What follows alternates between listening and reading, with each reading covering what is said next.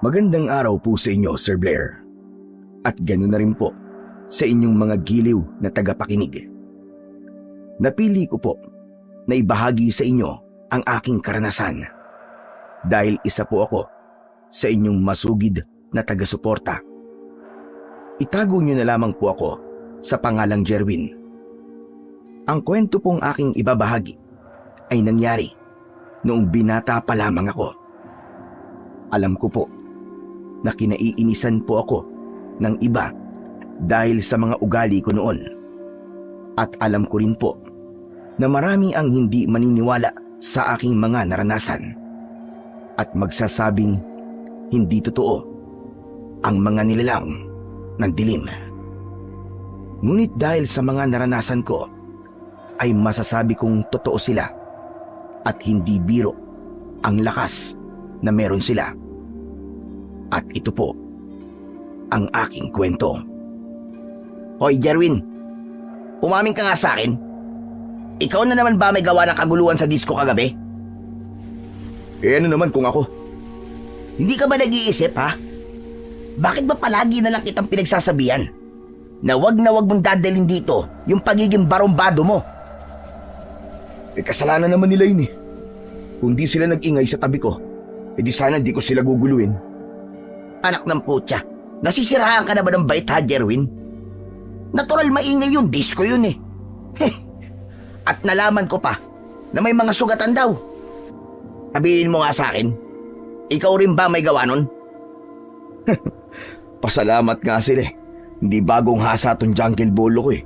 Baka pag nagkataon eh, napatay ko pa sila kagabi. Anak naman ng tupa, Jerwin, oo.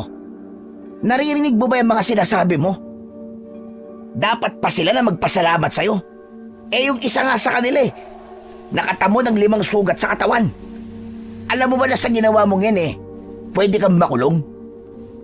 Hindi ako natatakot makulong, Elyon. Tsaka, bakit ba palagi mo na lamang akong pinakikialaman? Malamang, pinsan mo ako eh. Alam nga namang konsintihin ko yung pagiging barumbado mong siraulo ka. Dati ka rin naman ganito ah. Bakit pinakikialaman ba kita? Baka nakakalimutan mo. Sa'yo ko natuto maging ganito. Aba, bakit yata parang kasalanan ko pa ngayon? Kung nagawa kong magbago, ay kaya mo rin yan ang tandaan mo. Huwag mong gawing katakot-takot yung sarili mo. Ano bang pakialam mo kung ayoko? Kung ikaw nagawa mo magbago, ibayin mo ako. Dahil magkaiba tayong dalawa. Oo nga, magkaiba nga tayo. Dahil ako, may puso, hindi kagaya mo. Isipin mo na lang ha, kung napatay mo yung taong yun dahil sa ginawa mo, may iwan siyang asawa at mga anak, habang ikaw umaarte na para bang walang nangyari. Grabe ka, ang tindi mo rin eh, no? Ano bang gusto mong palabasin? Na mabuti ka at masama ako, ganun ba? Huwag mong kalimutan, Elyon, na mas marami nang napapatay ang itak mo kesa dito sa jungle bolo ko. At huwag mo din kalilimutan na naging bayarang mananabas ka rin nun. Kaya huwag kang umarte na para bang napakalinis mo. Oo, sabihin na natin na naging ganun ako nun. Pero matagal ko nang itinigil ang bagay na yun at nagsisi na ako sa lahat ng mga nagawa ko. At kung tatanungin, wala na sa lugar ang pananakit mong yan. Nagpapatawa ka ba? Alam mo, pakialaman mo na lang yung sarili mo at huwag yung mga gusto kong gawin. Ikaw ba ang makukulong? Hindi naman, di ba? Hindi na nga nakapagtimpi ng mga oras na yon ang pinsan kong si Elyon at tinutukan niya na ako ng itak sa leeg. Hindi rin naman ako nagpatalo at itinaas ko rin ang aking bolo at itinutok ko yun sa kanya ring leeg. Isa kami sa mga laman ng away noon sa dating baryong aming tinitirhan. Naging isa pa kami sa mga bayarang mananabas noon na inuutusang pumatay ng mga tao. Binibigyan kita ngayon ng pagkakataon, Jerwin. Ihataw mo ngayon yung hawak mong bolo. Dahil sa oras na mauna ako, sisiguraduhin kong mapapatay kita. Gawin mo. Sa tingin mo ba natatakot ako sa'yo? Ipakita mo kung sino talaga sa ating dalawa ang mas maitim ang ugali. Huwag mo akong sinusubukan, Jerwin. Dahil madali akong kausap. Baka bigla na lang gumulong yung ulo mo sa lupa. Gawin mo nga, di ba? Hindi ako natatakot pumatay. Dahil kung gaano ako katapang pumatay, ganun ko din katapang haharapin ang kamatayan ko. Kaya gawin mo na. Ano pang hinihintay mo? Ipakita mo sa akin kung sino ka. Itigil nyo na yan! Ayun! Jerwin!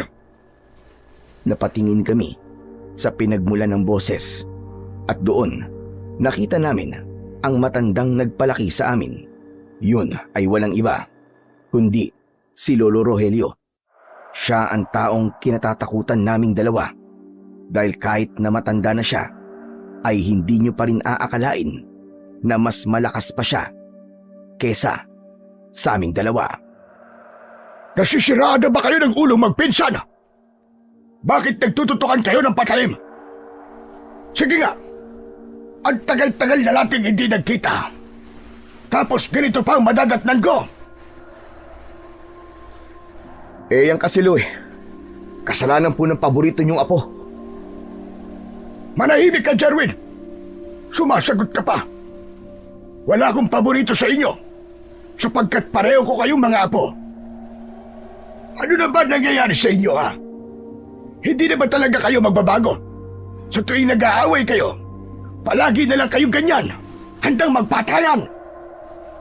Pagsabihan niyo po yung magaling niyong Apollo. Alam niyo, nasisiraan na po lang ulo yan eh. Pumunta po ng disco at ayaw ng maingay. Ayun, ginulo niya ang mga tao, nanakit pa. Tapos Lo, yung isa sa kanila napunta sa ospital. Aba, biruin niyo, 5 tagal na tamusugat sa katawan. Totoo ba yun, ha, Jerwin? Bakit ba? Ano bang pakialam niyo? Lalo ka na, Lolo Rogelio. Darating ka lang para pagsabihan ako. Nakakatawa ka naman. Nakatiming pa. Hoy, Jerwin! Wag na wag mo kung pagsasabihan ng ganyan na para bang mas marami kang alam kaysa sa akin. Tandaan mo, lolo mo pa rin akong bastos ka. Bakit ka nga nandito? Nandito ako para kunin ang isa sa inyo.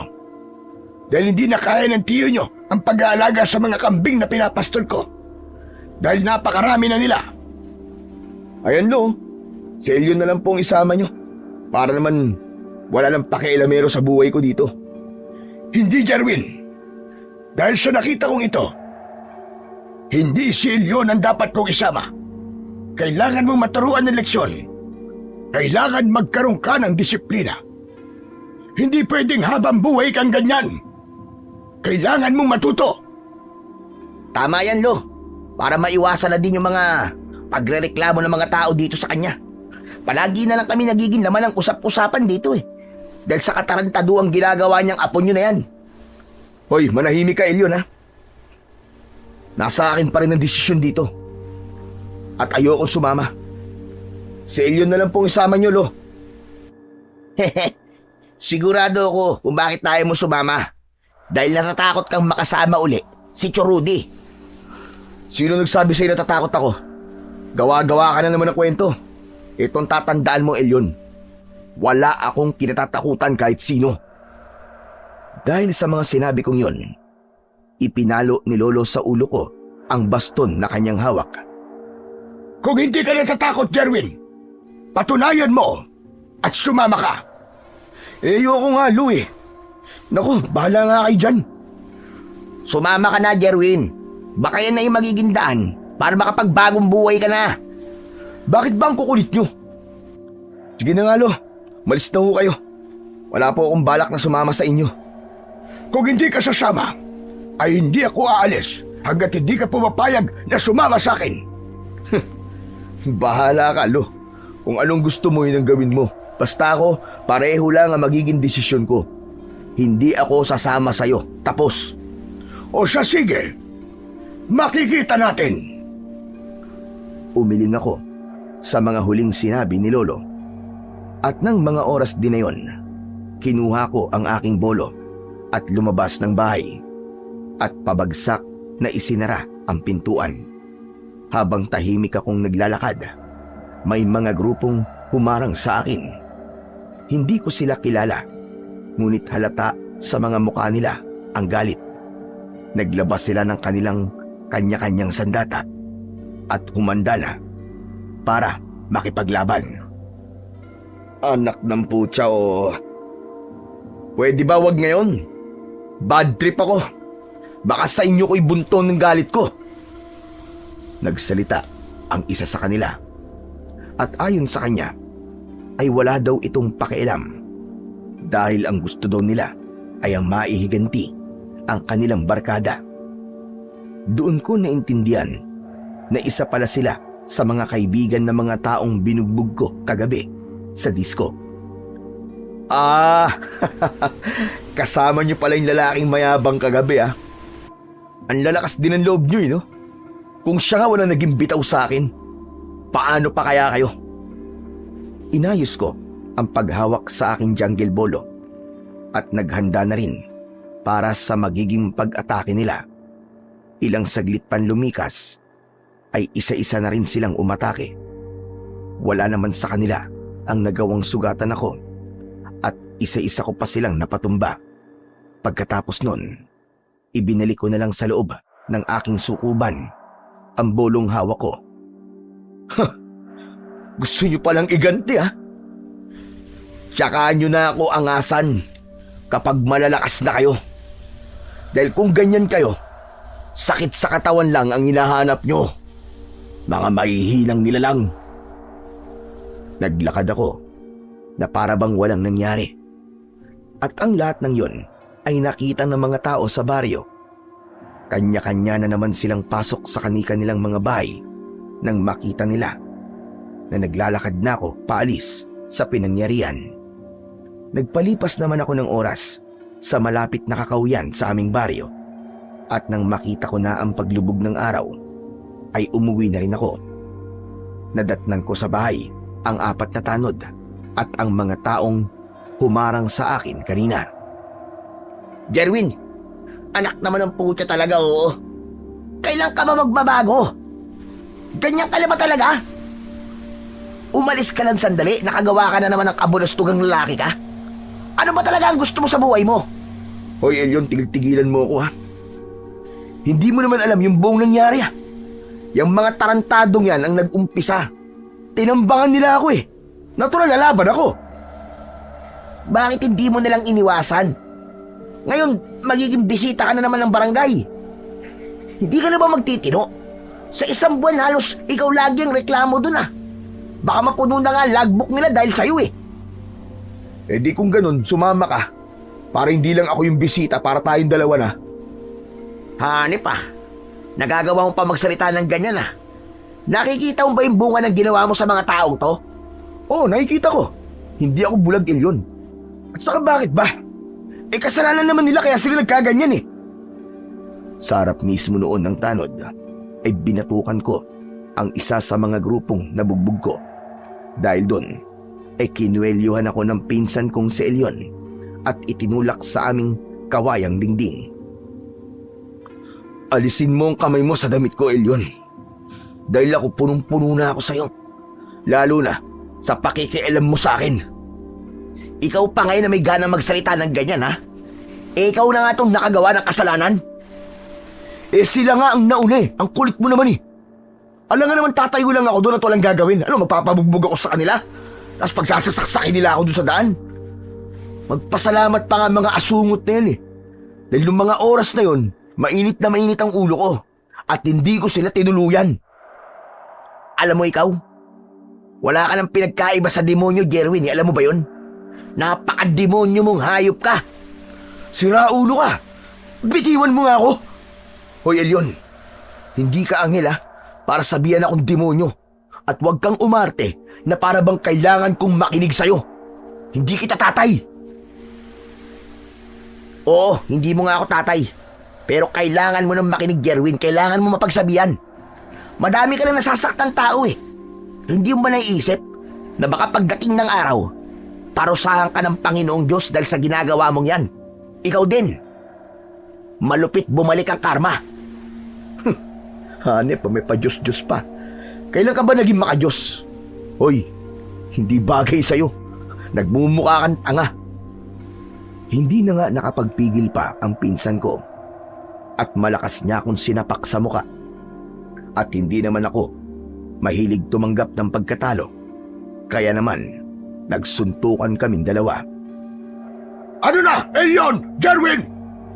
Pareho na lang kayo, mga walang galang, mga walang hiya. Naturingan kayo magpinsan, pero kayo mismo nagbubugbugan, nagpapatayan, at sa harap ko pa. Kaya Louie, pagsabihan nyo kasi yung magaling yung apo na yan. Masyado nagmamagaling, akala mo naman kung sino. Hindi nga ako magaling, Jerwin. Pero mas matanda ako sa'yo. Dapat lang pakinggan mo ko. Dahil para sa'yo din ang lahat ng mga sinasabi ko sa'yo. Paano? Kung magkaroon ka ng pamilya, sige nga. Hindi mo biniisip na baka pagdating ng araw ay ikahiya ka nila dahil malalaman nila kung gaano ka katarantado? Ano naman ngayon? Pakialam mo. Ibuhay na may buhay, pinakikialaman mo. Baka kulang pa yata yung sapak na natanggap mo eh. Di ba sabi ko'y tumigil na kayo? Sige na. Kunin niyo na si Jerwin, mga tanod. At kung ano man ang maging reklamo ng mga yan, ay hahayaan ko. Baka sakaling pagka nakakulong na yan magtanda na ang batang yan. Mabilis na inablot ng pinsan ko ang bolo na nasa aking sakuban at kasabay nun ng paghawak ng mga tanod sa akin. Hoy! Ibalik mo sa akin yan, Elion! Alam mong ayaw na ayaw ko sa lahat. Ayaw may ibang taong humahawak ng jungle bolo ko. Makukulong ka na rin naman Hindi mo na to magagamit. Dahil hindi pwede to doon. Hindi pwede magdala ka ng ganitong sandata doon. Huwag kang mag-alala, Jerwin. Bukas na bukas din ay uuwi ako. At sa pagdalaw namin sa'yo, isasama ko ang tsurudi mo. Sigurado ako sa pagkakataong yon, hindi mo na magagawang tumanggi sa pagsama sa amin. Anak ng putsaw, ano ba lo? Ayoko nga po sumami. Bakit ba ang kukulit nyo? Wala ka nang magagawa ngayon, Apo. Kapag sinabi ko, ay sinabi ko. Matapos sabihin nyo ni Lolo, dinala na ako ng mga tanod. Pagdating sa barangay, kinausap lamang ako ng kapitan. Pero dahil sa katigasan ng ulo ko, ay hindi ako nagsalita. Kaya naman, ipinasok nila ako sa kwartong bakal ang bintana para masigurado na hindi ako makakatakas. Nang sumapit ang kinabukasan, tinutuo nga ni Lolo ang sinabi niyang isasama niya si Tsurudi. Magpasalamat ka at nanaig pa rin ang awa ng mga taong binugbog mo. Dahil kung hindi, siguradong mabubulok ka na sa kulungan. At sabihin niyo natakot lang sila sa akin. Dahil sisiguraduhin kong babalikan ko sila kung nagkataon na makakatakas ako. At isusunod ko sila sa mga dugong kumapit na nasa bolo ko. Hanggang ngayon ba, ang pagiging barumbado mo pa rin ang paiiralin mo? Tsurudi? Oh, ano yun? Nagulat ka yata. Ang pagkakaalam ko, sinabi mo kay Tatay Rogelio at sa pinsan mo na wala kang kinatatakutan. O bakit parang umurong yata ang dila mo ngayon? Sinabi ko naman sa'yo, hindi ba? Dadaling ko talaga ang Tsurudi mo dito. Nakausap na namin yung mga taong nagreklamo sa'yo. At gano'n na rin si Kapitan. Sa totoo lang, hindi payag ang kapitan nyo na hindi ka managot sa mga ginagawa mo dito sa baryo. Dahil sobra na ang pamimirwisyo mo. Nasabi din sa akin ni Kapitan na hindi lang ito ang unang beses na munti ka nang makapatay. Kaya pinakiusapan namin siya. At isasama ka namin kapalit ng pagiging malaya mo. Kahit na, hindi pa rin ako sasama. Manigas kayo. Alam mo kung magalit, Jerwin.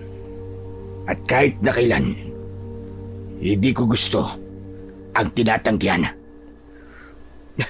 Bakit ba kasi ako pa? Mas gugustuhin ko pang mabulok na lang ako sa kulungan kaysa makasama kayo. Sabihin nyo na wag na nilang iatras ang reklamo. Handa akong makulong dito. Isa pa, Jerwin. At tatamaan ka na sa akin. Wag na wag mo kaming pagsasalitaan ng ganyan. Dahil kahit na kailan, hindi ka namin ginulo sa mga desisyon mo. Pero labis ka na. Oras na para magkaroon ka na ng disiplina. Kapag ayaw ng tao, huwag niyong pilitin. Matapos kong sabihin yon, akma na sana akong papasok sa kwarto kung saan ako ikinulong nila kapitan. Ngunit nahila ni Churudi ang braso ko at malakas akong sinampal. Sa lakas nun, nakaramdam ako ng pagkahilo. Isang bagay na kailanman ay hindi ko pa naramdaman. Hayop kang bastos ka. Huwag mo kong tatalikuran ha, kapag nagsasalita pa ako sa'yo. Kung matapang ka, labanan mo ko at ilabas mo ang tapang mong siraulo ka. Kung ayaw mo masaktan, Jerwin, sumama ka na lang. Para hindi na rin madagdagan pa ang mga kasalanan mo sa mga tao dito. Bigyan mo naman ng kahihiyan ng sarili mo. Hindi na ako tumugon sa mga sinabi ni Lolo. Sa halip ay sumabay na lang akong naglakad habang hawak-hawak pa rin ni Churudi ang braso ko. Hindi na kami nagpaalam kay Elion at diretso na kaming bumiyahe pauwi sa baryo nila Lolo. Pagdating doon, nakita ko ang lahat ng mga sandata ni Churudi at nakalagay ang mga yon sa isang lalagyang nakadoble ang kandado.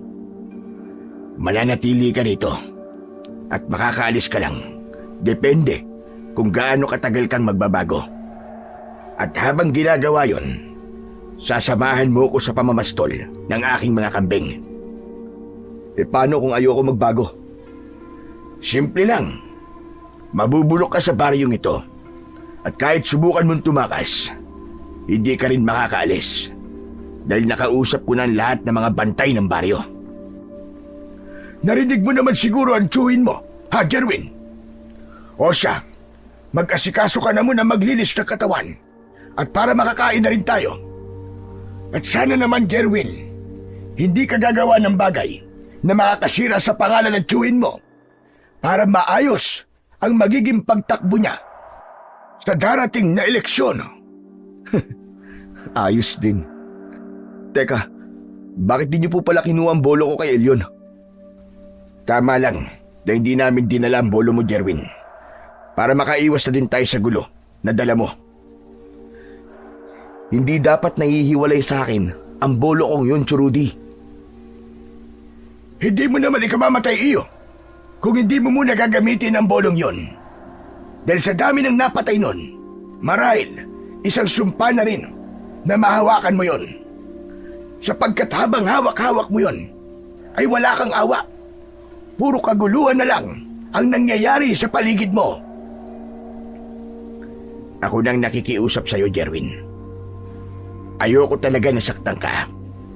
Kaya sana naman ay makinig ka sa amin ng lolo mo. Hindi namin sinasabi ito para sa kapakanan namin, dahil para rin sa'yo ang mga bagay na to.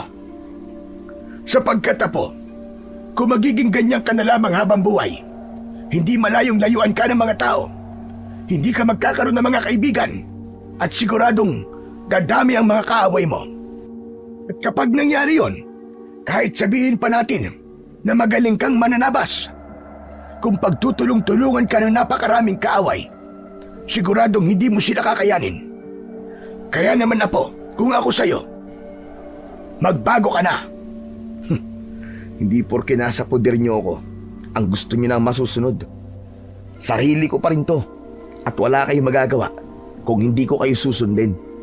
Saka wala akong pakialam, hindi ako magkaroon ng mga kaibigan. Ayos na ako lang. Hindi ko kailangan ng mga kaibigan na sinasabi niyo. Hindi lang tungkol sa pagkakaroon ng kaibigan to. Ang gusto namin, maging mapayapa ang buhay mo. Alam namin hindi naging maganda ang kalagayan mo nung nabubuhay pa ang tatay mo. Dahil nakikita namin ang naging resulta ng bagay na yon. At sana, Jerwin, alam mo na tao ka at hindi ka halimaw para magmalupit ka sa mga tao sa paligid mo. Pwede ba? Ayoko nang pag-usapan ng taong yun. Patay na siya at ayoko nang makarinig pa ng mga bagay na tungkol sa kanya. Sana Matauhan ka na, iyo. Hindi mo kailangan maging malupit. Mabuhay ka na lamang ng tahimik at payapa. Tama na, tama na. Hindi niyo naman mapipigilan ang mga bagay na gusto kong gawin eh. Dahil kilala niyo ako. Pagkatapos ko nun, nasabihin yun, tumalikod na ako at nagpunta na ako sa likod para maglinis ng katawan. Inabutan ako ng damit na mahaba, ang manggas ni Rudy at isang pantalong pambukid. Isinuot ko ang mga yon. At pagpasok ko muli, nakahanda na ang pagkain sa lamesa. Sige na, kumain ka na muna, iyo. At mamaya magbabaon na lang kayo ng kanin kung sakaling magutom kayo habang nagpapastol ng mga kambing. Sige na, umupo ka na dyan, Jerwin. At magiging mahabang araw to para sa atin. Salamat. Pero busog pa ako. Sigurado ka ba? Oo, sigurado ako. O siya kung ganun, dadagdagan ko na lamang ang ipababaon ko sa inyo ng tiyo mo. Pinanood ko lamang silang kumain ng mga oras na yon. At nang matapos sila, hindi na nagpahinga ang aking chewing. Pinabitbit niya kagad sa akin ang supot na may lamang baunan at pinalabas na sa koral ang napakaraming kambing. Tahimik ko lamang na pinagmamasdan ang lahat ng mga ginagawa ni Rudy hanggang sa umabot na kami sa isang napakalawak na bukid na walang ibang tanim kundi mga damo. Napakatahimik mo yata ngayon, Jerwin. Nagtatampo ka ba dahil sa ginawa kong pananampal sa'yo kanina? Hindi. Gusto ko lang manahimik. May problema ba doon?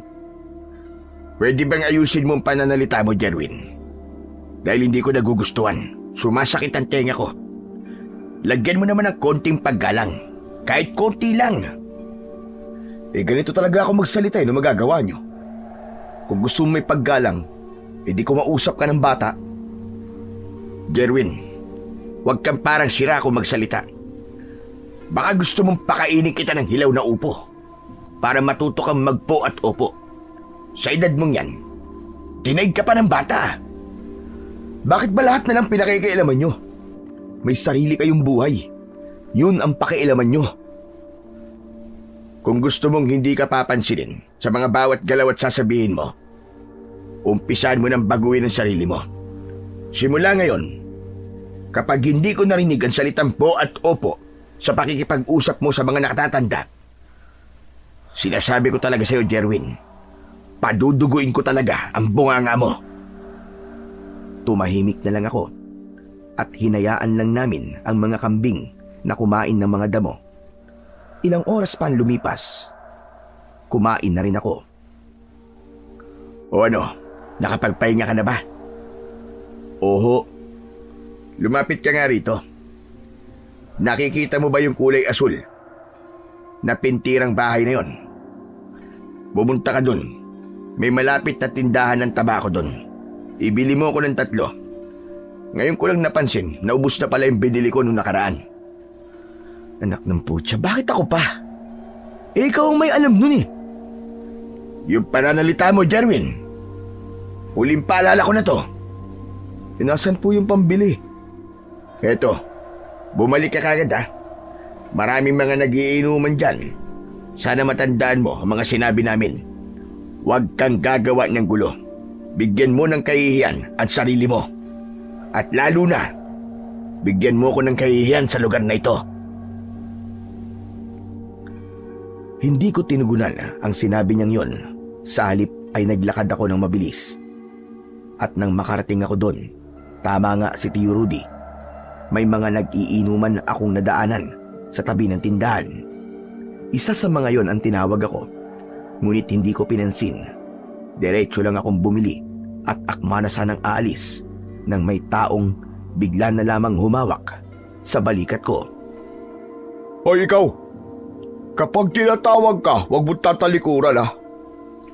Bago salta ka lang dito, no? Alam mo bang ayaw ko sa lahat? Yung tinatalikuran ako. Wala akong oras sa mga tulad mo, taba. Kaya kung ayaw mo masaktan, alisin mo ang kamay mo sa balikat ko. Narinig niyo ba yan mga tol? Sasaktan daw niya ako. Hindi mo pa ako kilala, pre. Kaya wag mo ako sisigaan at baka makatikim ka.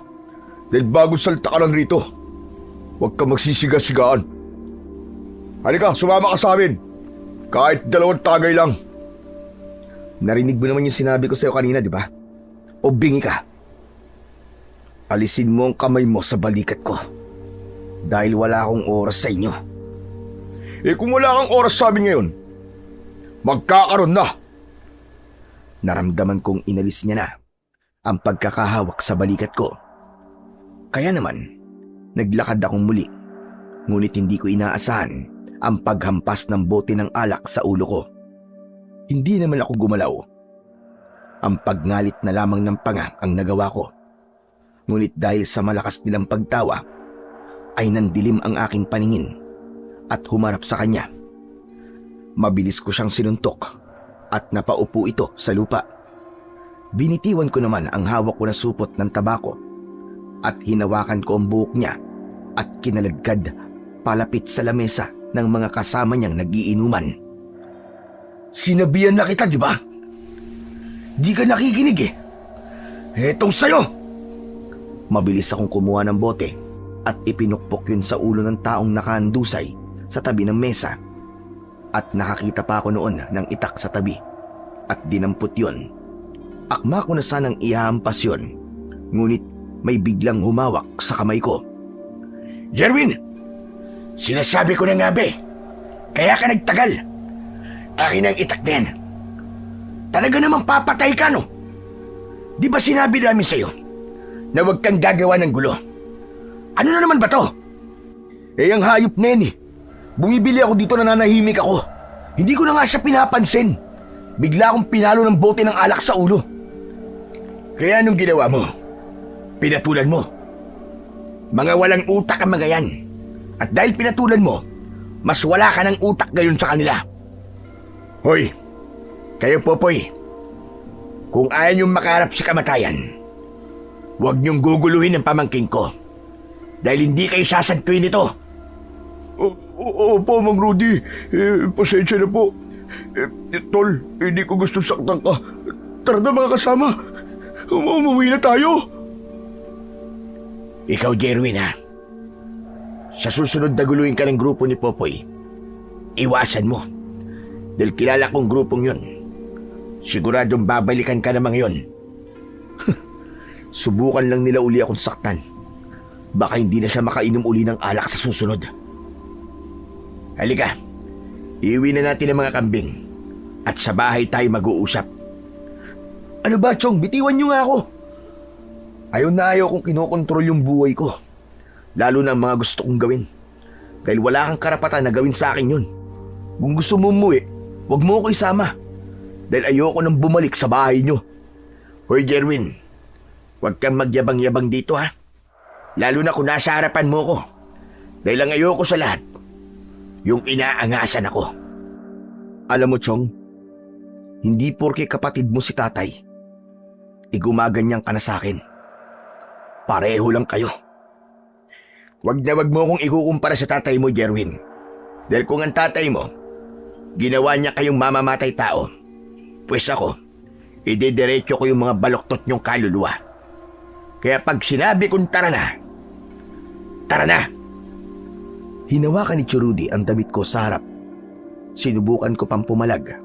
Ngunit dahil mas malaki siya sa akin, ay hindi ako nakawala. At inuna niya akong inuwi sa bahay. Oh, Rudy! Ba't parang ang aga niyo na yatang nakauwi? Yung apo niyo eh. Nakipagbasag ulo na naman. Totoo ba sinasabi ng tiyuhin mo, ha, Jerwin? Hindi ko naman kasalanan yun eh. Umiiwas na nga ako sa gulo eh. Para makaalis na ako sa lintik na lugar na to. Pero nauna sila eh. Muntik na lang mapatay si Popoy. Hindi mo ba alam na napakalaking gulo ng ginawa mo? At dahil doon, sa palagay mo ba, magkakaroon pa ng tiwala sa akin ng mga tao dito? Dahil sarili ko pang pamangkin ang nag-uumpisa ng gulo. Bakit nyo pa kasi ako sinama dito? Kung ayaw nyo pa na ng gulo, di ibalik nyo na lang ako sa pinanggalingan ko, tapos. Tama na yan, Rudy.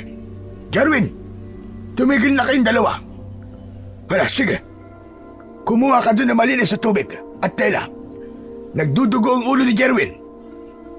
Hayaan nyo siya at nang maramdaman niya ang hirap para magtanda yung sutil niyong apo. Pero napakasagana ng dugo na lumalabas sa ulo niya. Baka maubusan siya ng dugo. Asikasuhin niya ang sarili niya kung gusto niya. Kung gaano siya kagaling sa gulo, dapat ganun din siya kagaling sa pag-aalaga sa sarili niya. Kapag pinakialaman niyo yan, lalaki lang lalo ang ulo niyan at hindi na magtatanda. Sundin niyo na lang po ang sinabi ng anak niyo, Lo. Hindi ko rin naman kailangan ng tulong yun lahat eh. Kaya ko ang sarili ko. Umayos ka, Jerwin, ha? Dahil tulad na sinabi namin, hindi ka makakaalis dito hanggat hindi ka nagbabago. Eh di wag.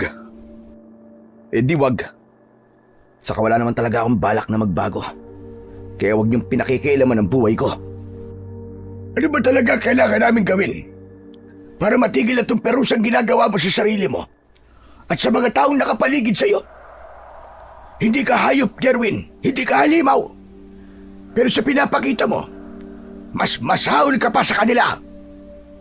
Bahala kayo kung anong gusto niyo sabihin tungkol sa akin. Ganito na ako noon pa. At ganito pa rin ako hanggang sa dulo. Hindi ka ba talaga nag-iisip, ha, Jerwin? Puro na lang ba sarili mo ang iisipin mo? Ikaw ang bumabasag sa katahimikan ng bawat baryo. Eh, hindi naman ako yung nagsimula. Bakit ba parang palagi na lamang sa akin ang sisi? Dahil pumatol ka. Yun lang yun. Pwede ka namang umiwas eh. Pero nung ginawa mo, nakipagbasag ulo ka pa. Nasisiraan na ba kayo? Pinalo na ako sa uno. Nauna sila. Naiintindihan niyo ba yun? Kahit naman siguro kayo eh. Gagawin niyo rin ang ginawa ko eh. Ang tawag doon self-defense. Kahit na, nagpasensya ka na lang sana. Hinabaan mo pa sana ang PC mo. Tsaka alam mo naman kung anong kaya mong gawin sa kanila, di ba? Jerwin, hindi ka na bata. Alam mo na dapat kung ano ang tama't mali. Tama't mali. Sige nga, Chong. Kapag ba pinalo kayo ng bote sa ulo, aalis ka ba nang hindi man lang gumagante? Sige nga. Ba't sira ulo ka talaga, no? Tama na yan! Tama na! Hanggang dito ba naman? Ikaw, Rudy, tumahimik ka na. At ikaw naman, Jerwin, pumasok ka na sa kwarto. At baka saan pa mapunta ang usapan nyo? Pumasok na ako sa loob ng kwarto na namumuo ang mga luha. Habang pinakikinggan ko pa sina Lolo at si Rudy na nagtatalo pa rin.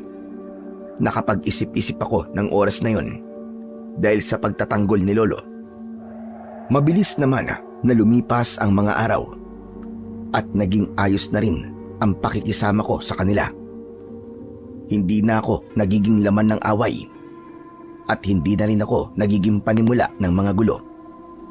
At doon na nga natapos ang parusa sa akin ni na Lolo at si Rudy. O di ba?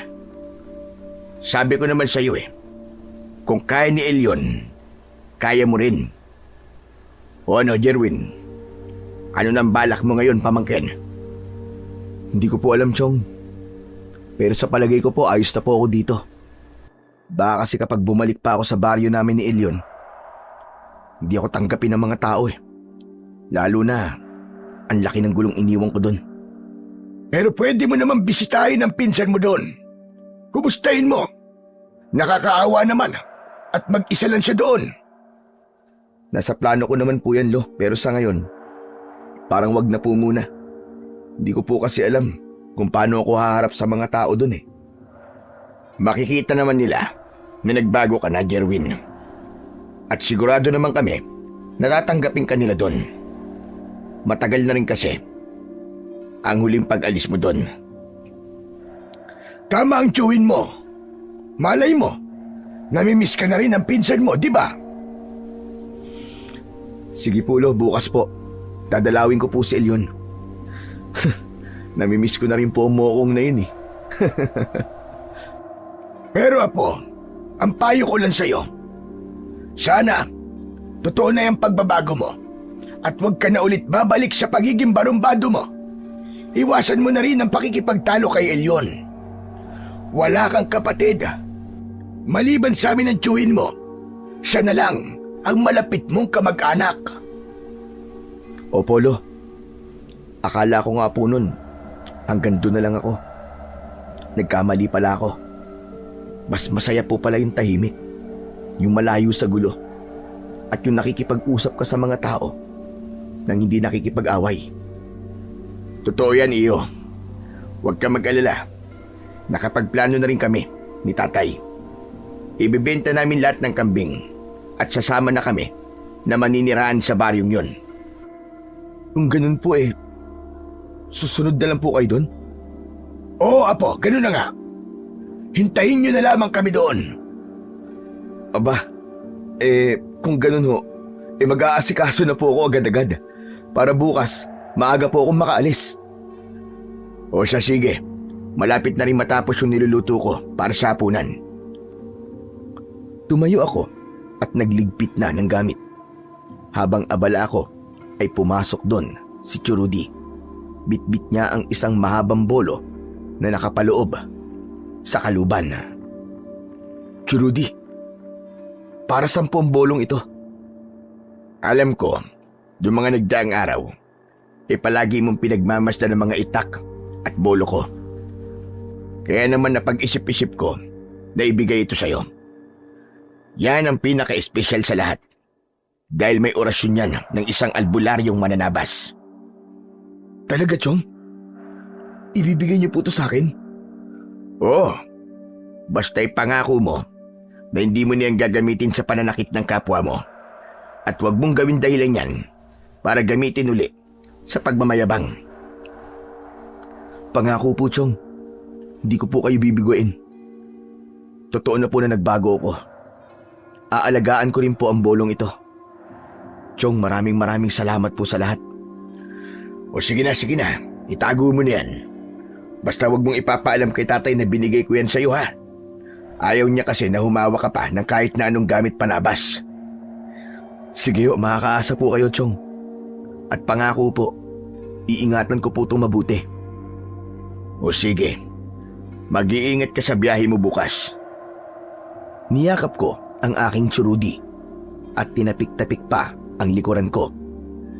Napakasaya ko naman ng mga oras na yon dahil tulad nga ng sinabi niya ay gustong-gusto ko talaga ang bolo na yon.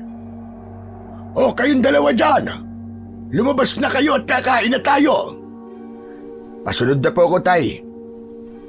Jerwin, pagkatapos mo mag-impake, bumaba ka na rin, ha, at sabay-sabay na tayong kakain. Sige po, Chong, susunod po ako. Mabilis lang po to, di po ako magtatagal. O siya, sige. Pag-alis ni Churudi, mabilis kong itinago ang bolo. Paglabas ko, nakita kong nakahanda na lahat doon at nakaupo na rin sila sa pagkainan. Ako na lang ang inaantay. Wow, ayos ah. Halatang hindi nakalimutan yung kanin ah. Paano yan? Nagsasaing. Sumunod sa kwarto mo, kaya yan. Kakain tayo ng tutong ngayon. Akala ko kasi kayo na magbabantay . Okay na po yan, hayaan na po natin. Ang mahalaga, kanin pa rin yan. Sige po, kumain na po tayo. Mabilis naming tinapos ang pagkain. Nagpahinga lamang kami noon ng konti at sabay-sabay na ring natulog. Nang lumipas naman ang gabi na yon, ginising ako ni Churudi para daw makapaggayak na at ihahatid na raw niya ako sa sakayan. Kaya mabilis naman akong nag-asikaso at nang matapos ako ay inihatid niya na ako. Mabilis lumipas ang oras at mabilis akong nakarating sa dating baryo. At tuwang-tuwa ako dahil nakabalik na ako. Naglakad ako at pagpasok ko pa lang, bumungad kagad sa akin ang kakaibang katahimikan. Mabilis akong naglakad at pagdating pa lamang sa bahay, napansin ko na para bang walang tao. Kaya diretso na lamang ako na pumasok. Konti pa lamang ang nahahakbang ko at nagulat ako dahil may nakatutok na sa akin na matalim na itak. Ano ba nangyayari sa'yo, Elyon? Ako to si Jerwin, ano ka ba? Ibaba mo nga yung hawak mo. Anak ng putya. Ikaw nga ba yan, Jerwin? Bakit? May iba ka pa bang gwapong pinsan na katulad ko? Malamang ako to. Ang nag-iisang si Jerwin. Bakit ka nandito? Bakit umuwi ka pa? Teka. Ba't parang hindi ka yata natutuwa na nandito ako? Huwag ka naman maging ganyan. Kababalik ko lang eh. At kung nag-aalala ka na baka manggugulo ulit ako, huwag kang mag-alala. Dahil nagbago na to, Itz. Pumasok ka nga muna rito. Dali, bilisan mo. Ano ba nangyayari? Ba't ganyan ka nalang kung kumilos? Ayaw mo ba nandito ako? Hindi naman sa ganun, insan. Hindi mo naiintindihan eh. Masaya talaga ako na nandito ka na. Grabe naman saya yan. Kanina nga lang, muntik mo na akong putulan ng ulo eh. Teka, patapusin mo muna kasi sinasabi ko sa'yo. Wala lamang masamang nandito ka. Ang hindi na maganda, baka mamaya, may mga hamong nang nakakita sa'yo at hindi ka na makalabas ng baryo. Ano ka mo? Anong hamong? Diretsahin mo na nga ako. Hamong. May mga halimaw na naghahari-harian dito sa baryo, Jerwin. Mga aswang. Mga aswang na hamong. Madami na silang napatay. Mga bata, matatanda. Tapos ang itinuturo nilang pinuno nila ay ikaw. Dahil sabi ng mga taong huling nagreklamo sa'yo, abay, ganti mo daw yun sa kanila. Ano ka mo? Bakit ako? Porke ba may gulo? Ako na kagad ang sisisihin. Ang lalakas naman ng mga tama ng mga taong yan. Kung makapagbintang tamang hinala. At sino ba yung mga lintik na hamong na yan, ha? At nang bigyan ko ng leksyon. Dahil sa gulo na ginagawa nila, tapos ako pa ang pagbibintangan. Jerwin, madami sila, baka mapahama ka.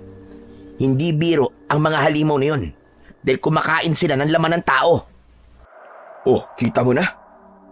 Tignan mo nga naman ang mga tangang taon to. Kumakain pala ng laman ng tao eh. Bakit ganun ba ako? Ako, naniniwala ako sa'yo. Pero yung mga tao, dahil sa ginawa mo sa kanila nun, imposible mo silang mapaniwala. Dahil kilala ka nila bilang matakaw sa gulo. Kaya nga ako bumalik dito para maipakita ko sa kanila na nagbago na ako. At hindi na ako yung dating Jerwin na nakilala nila. Dahil nagbago na nga ako. Ganito ang mabuti pa. Habang wala pang nakakakita sa'yo, bumalik ka na lang doon kina Lolo. Dahil sigurado ako, maraming hindi matutuwa sa pagbabalik mo dito, insan. Hindi, Elyon. Hindi ako aalis dito. Lilinisin ko ang pangalan ko. Kahit ganun ang iniisip nila sa akin at kilala nila ako bilang barumbadong tao, hindi ko kayang mag-utos ng mga halimaw para pumatay at manakit ng mga tao. Matagal ka na nilang hinihintay, Jerwin. Dahil talagang galit na galit sila sa'yo. At sinabi nila na kapag umuwi ka dito, papatayin ka nila. Nawala lang sa akin ang pagiging barumbado ko, Elyon. Pero hanggang ngayon, hindi pa rin ako natatakot na mamatay. Teka lang, Jerwin. Okay, sige, ganito na lang. Huwag ka na munang lumabas. Ayoko na madagdagan pa ang gulo sa baryo. Ano ba, Elyon? Makikipag-usap lang ako sa kanila. Aayusin ko lang yung mga haka-hakang nagkalat dito. Dahil wala akong kinalaman sa pagkalat ng mga halimaw na sinasabi mo. Teka nga, kailan ba nag-umpisa ang mga to? Wala nang umalis ka rito. Kaya talagang iniisip nila na ikaw ang may pakana ng lahat. Hindi mo man lang ba sinubukang ipagtanggol ako? Alam mo naman na hindi ko kayang gawin yung ibinibintang nila sa akin, di ba? Sinubukan ko, insan. Pero ayaw nilang maniwala eh. Kasi sabi nila, pinagtatakpan lang daw kita. Hindi ko na pinagpilitan. Anak ng putya, hindi maganda to. Akala ko pa naman pagbalik ko dito makakapagsimula na ulit ako. Mali pala ako. Gulo pa palang daratnan ko rito. Kaya nga ganun na lang muna ang gawin natin. Umuwi ka na lamang kina Lolo. Kasi kung lalantad ka, siguradong hindi lang mga aswang na hamong ang magiging problema natin. Dahil paniguradong tutugisin ka ng mga tao. Kailangan malaman kagad nila Lolo at si Rudy ang nangyayaring to. Para hindi na sila tumuloy sa pagsunod sa akin. Ano? Anong ibig mo sabihin? Balak nila kasi na sumunod dito pagkatapos maibenta lahat ng mga kambing. Naku po, malaking problema to pag nagkataon. Baka mapahamak pa sila si Rudy at si Lolo. Kung sulatan mo na lang sila at ipadala doon. Sige. Sakto. At papunta na rin ako ng bayan. Ginawa nga ni Elyon ang mga sinabi ko, habang ako naman ay naiwan sa bahay na nag-iisip. Ilang oras lang ang lumipas at bumalik kagad siya. Agad niyang isinara ang pinto at dinoble ang seguridad. Ano? Kumusta? Nagawa mo ba? Oo, Insan. Habang nakatambay tayo, mag-isip tayo ng plano. May plano na ako, Elyon. At gagawin ko yun ng ako lang. Teka lang naman. Huwag mo namang sarinin yan, Jerwin. Gusto ko din naman makatulong sa baryo. Kung gusto mo makatulong, huwag mo akong pakikialaman. Huwag kang gagawa ng bagay na makakasira sa mga plano ko at mga gagawin ko. Sige. Basta, kapag may kailangan ka, sabihin mo lang sa akin, ha? O kaya, kung may uutos ka. Basta, kung kaya kong gawin. Mamayang gabi, aalis ako. Babantayan ko yung mga aswang na hamong na sinasabi mo. Kung sumasalakay sila bawat gabi, imposibleng wala silang kuta. Lalong-lalo na ang kahinaan nila. Mamanmanan ko sila. Pero mag-iingat ka, Insan Jerwin. Dahil mula nung nag-umpisa silang umatake, nakita ko kung gaano sila kabrutal. Kung brutal sila, mas lalo na ako. Kilala mo ako, wala akong sinasanto. Oo, matakaw ako sa gulo noon. At alam kong matagal nang sira ang pangalan ko. Pero kung masisirain pa nila to, aba, magkakamatayan kami. At hanggang impyerno, hindi ko sila tatantaran. Nang mga panahong yon, agad na akong kumilos. Kaya nang sumapit na ang gabi, hinintay ko ang paglabas ng mga tinatawag na aswang na hamong. At sa gabing yon, doon pa lang ako nakakita ng ganong nilalang. Kahit na sinasabi ko na wala akong kinatatakutan, ay nanindig pa rin ang mga balahibo ko. Ngunit kahit ganon, tinuloy ko pa rin ang plano ko. May ilan na akong natulungang mga tao laban sa mga aswang at pinakiusapan ko sila na wag muna nilang ilalantad na nakabalik na ako sa baryo. Pumayag naman sila.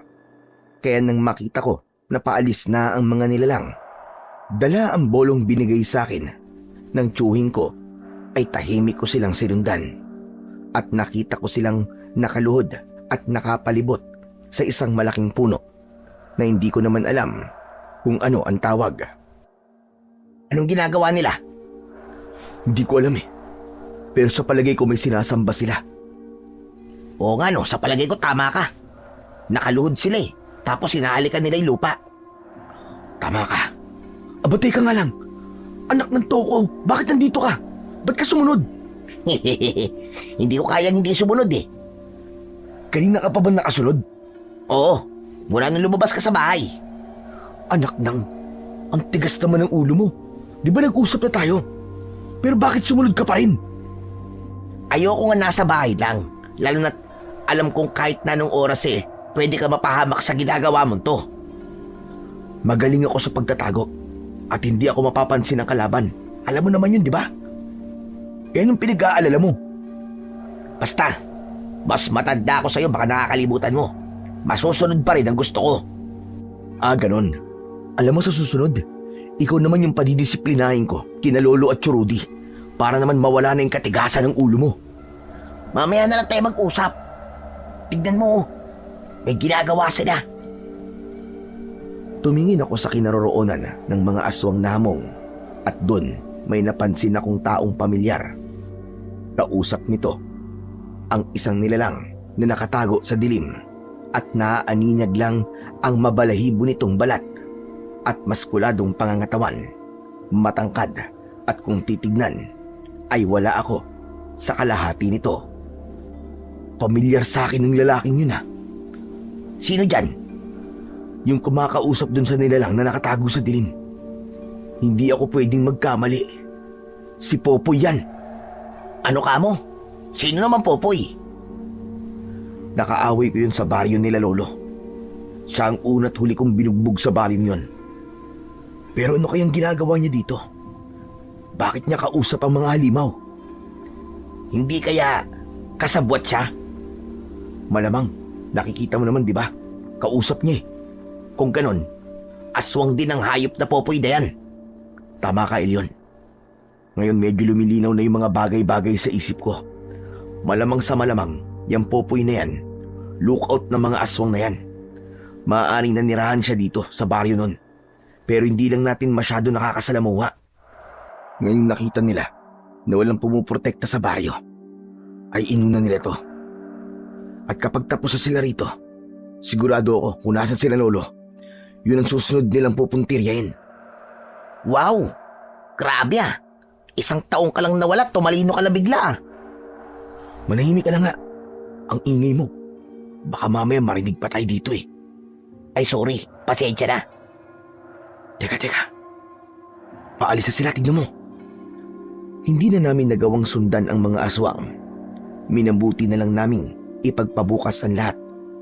Ngunit nag-aalala ko na baka hindi tumupad sa usapan ang mga taong iniligtas ko kagabi.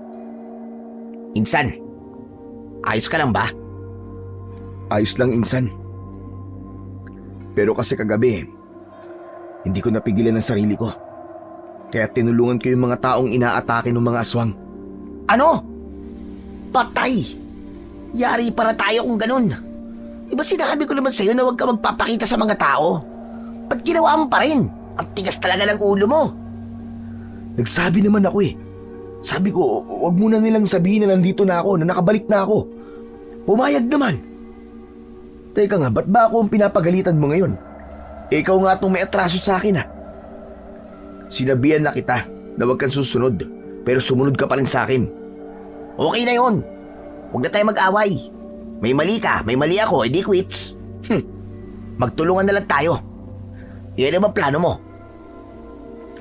Ang plano, matutulog ka mamayang gabi at hindi ka sasama sa akin, tapos.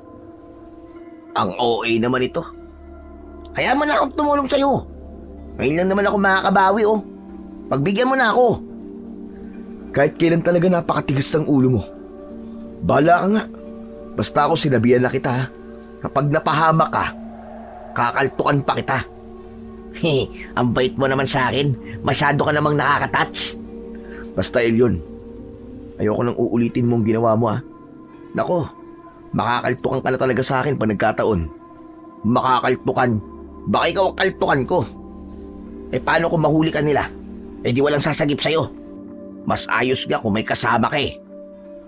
Eh paano naman kung pareho tayong mahuli? Sige nga. Eh di pareho tayong tigok kapag nagkataon. Hindi ko iniisip na magkakaganon tayo. Kasi alam ko naman kahit wala na yung dating ikaw, eh hindi pa rin nawawala yung pagiging malakas mo. Hindi natin alam yung mangyayari sa inaharap. At ayoko naman na may madamay pa. Gusto ko, ako ang tatapos ito. O siya, sige na.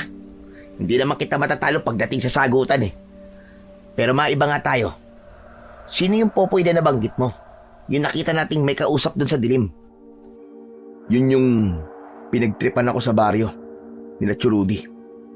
Hindi ko alam, pero malakas yung pakiramdam ko na isa siya sa mga makakalaban ko. Sa bagay, sino bang matinong tao ang kakausap sa mga aswang, di ba? Hindi pa man kami tapos noon mag-usap. Nagsisigawan na ang mga tao sa labas ng bahay namin. Nagulat ako at kinabahan hanggang sa narinig namin ang malalakas na pagbato sa aming bubungan. Teka lang! Kung ano ba nang gagawin mo, Jerwin, huwag mo nang ituloy. Nasabi ko na sa'yo, galit ang mga tao sa'yo. Wala na akong pakialam doon. Susunggaban ko ng pagkakataon na to para mapatunayan na malinis ang konsensya ko at wala akong pinag-uutusang nilalang para atakihin sila at saktan. Pero Jerwin, huy, ano ba, teka lang? Hindi na ako nagsayang ng pagkakataon at lumabas na ako. Nang makita ko ng mga tao ay wala silang tigil sa pagbabato hanggang sa tamaan ako sa noo at nagdugo ito. Sige! Saktan nyo lang ako hanggang gusto nyo. Wala akong pakialam. Sige, tuloy nyo lang! Ba't kayo tumigil? Ang sabi ko, ituloy nyo! Kung nagagalit kayo, dahil sa kumakalat na balita, edi magalit kayo. Pero isa lang ang sasabihin ko sa inyong lahat. Inaamin ko, masama man ang ugali ko nun. Marami man ako nasaktang tao nun. Hindi ko magagawa mga ibinibintang nyo sa akin. Kahit kailan, hindi ko naisip gawin ang mga bagay na pinaniniwalaan nyo. Sabihin na natin nakapatay na ako ng tao nun. Pero hindi ko magagawa yun ngayon. Alam nyo ang hirap sa inyo. Doon lang kayo tumitingin sa masasamang nagawa ko eh. Pero yung mga tamang nagawa ko, hindi nyo nakikita. Ikaw Manang, kagabi inatake ka ng mga aswang. Kung gusto ko mamatay ka, hindi na sana kita pinagtanggol. Pati ikaw Manong, halos katayin na ng mga aswang ang anak mo. Pero napigilan ko, di ba? Itigil niyo na to mga kababaryo. Ilang beses ko na kasi sinabi sa inyo na walang kinalaman ng pinsan ko sa patayan sa baryong to. At wala siyang kinalaman sa mga nagsilabasang mga halimaw. Hindi pa man ako nakakapagsalita ulit. May isang ale ang nagsalita. At ayon sa kanya, tinulungan lang raw ako ni Elyon. Ang totoong mga halimaw raw ay kami ng pinsan ko. Oo. Gusto kong linisin ang pangalan ko. Dahil wala naman talaga akong kinalaman sa mga bagay na nangyayari. Bumalik ako dito sa baryo dahil nagbago na ako at patutunayan ko yun sa inyo. Bigyan nyo lang ako ng ilang araw at sisiguraduhin kong tatapusin ko silang lahat. Uubusin ko mga aswang na yun. Nagbulungan ang mga taong nasa harapan ng bahay namin. At maniniwala lang daw sila na nagbago na ako sa isang kondisyon. Kailangan ko raw na mapatay ang lahat ng aswang sa loob lamang ng 3 araw. At kung hindi naman daw magagawa ang bagay na yon sa takdang oras, ay sapilitan daw nila akong paalisin sa baryo at hindi na ako makakabalik pa. Teka lang naman mga kababaryo. Grabe naman kayo sa 3 araw. Kababalik lang ng pinsan ko dito eh. At wala pa siyang ideya sa buong pangyayari. At kung kailan nag-umpisa ang pagsalakay na to. Teka insan. Sige mga kababaryo. Tinatanggap ko ang 3 araw. Papatunayan ko lang sa inyo na nagbago na ako. Pero insan, masyadong maiksi ang 3 araw. Kung yun lang ang paraan, Elyon, para mapatunayan ko sa kanila na totoo mga sinasabi ko, ay malugod kong tinatanggap yun. At patutunayan ko ang pagbabago ko para sa mga taong nasaktan ko noon. Bago pa man noon umalis ang mga tao, sinabi pa nila na aasahan daw nila na magagawa ko ang pangakong binitiwan ko. At sana raw ay hindi ito mapapako. Nahihibang ka na ba, Jerwin? Bakit ka pumayag sa 3 araw? Pambira ka oh. Hindi ka naman nila utusan para ikaw yung tatapos sa pag-asik ng mga demonyong yun. Alam mo kung gaano ka panganib itong pinapasok mo. Alam ko, Elyon, kung gaano ka panganib ang gagawin ko. Gusto kong tanggapin ng mga tao ang bagong ako. Gusto kong mapatunayan sa kanila ang sarili ko.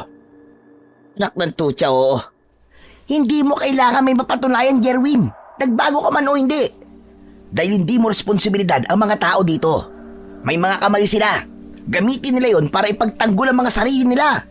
Hindi yung ikaw. E paano yung mga babaeng walang kalaban-laban? Ha?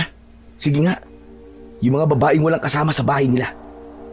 At paano yung mga matatandang wala nang kakayang lumaban?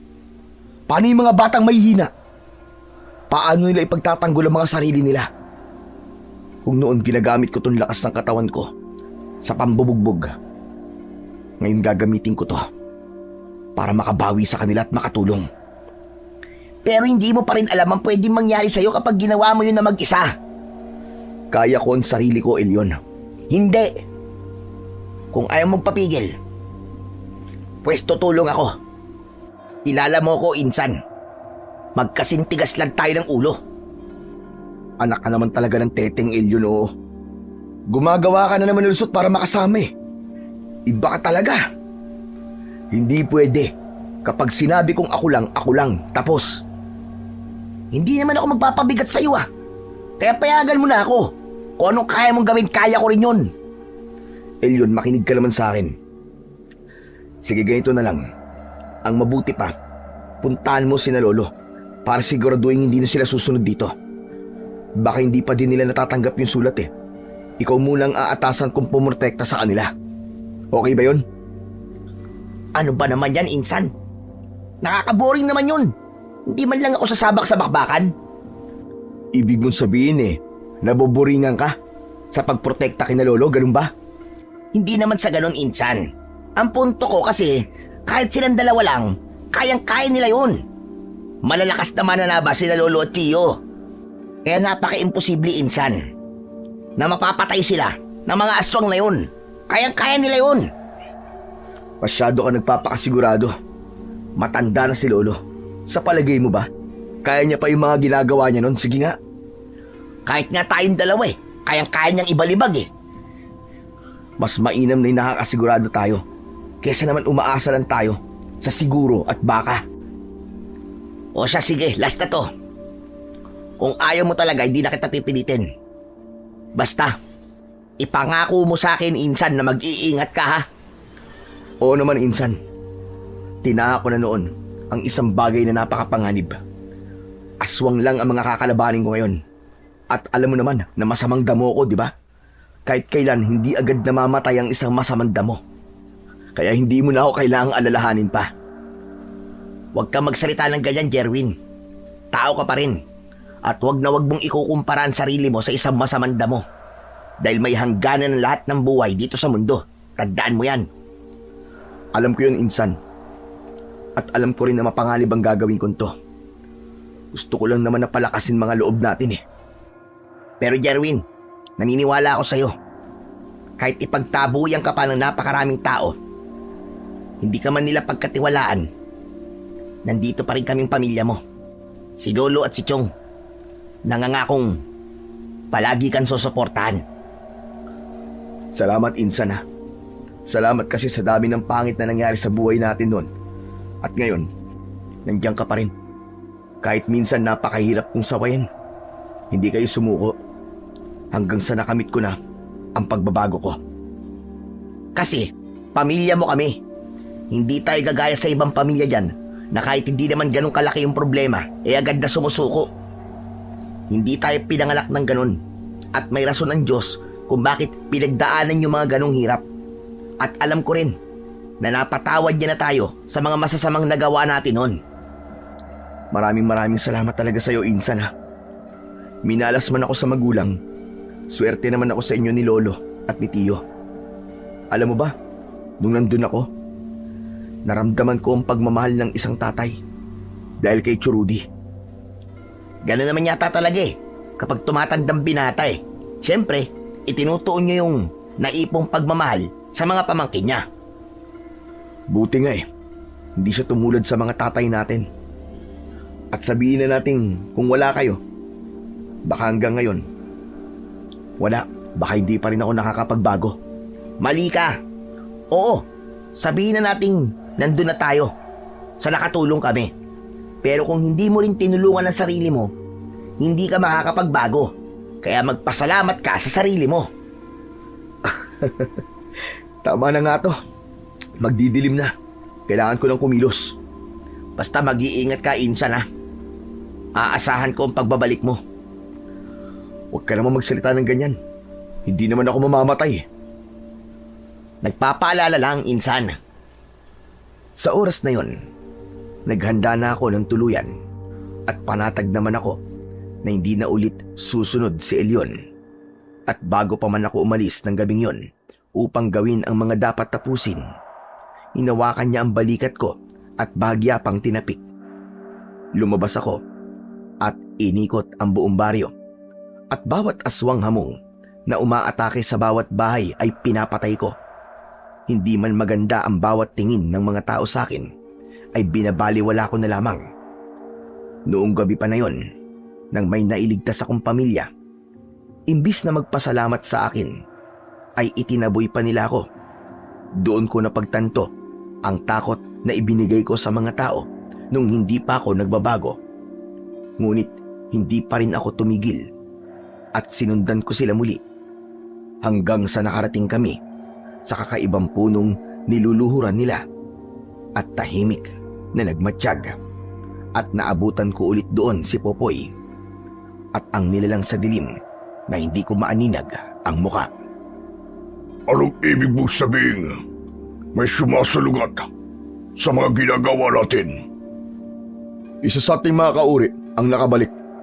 Ngunit matapos niyang sabihin ang mga bagay na gusto niyang malaman natin ay namatay siya dahil sa tindi ng tama niya sa dibdib.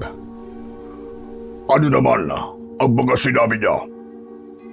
Isang binata raw ang kumakalaban sa ating pinuno. Malakas daw ito at wala daw itong taglay na mutya dahil ang ginagamit raw niyang pantugis ay ang bolo pa na may basbas. Kung ganoon, Popoy, gumawa ka ng paraan para mapatay ang sinasabi mong binata. Sa'yo ko ibibigay ang tungkulin na yun dahil may tiwala ako sa'yo.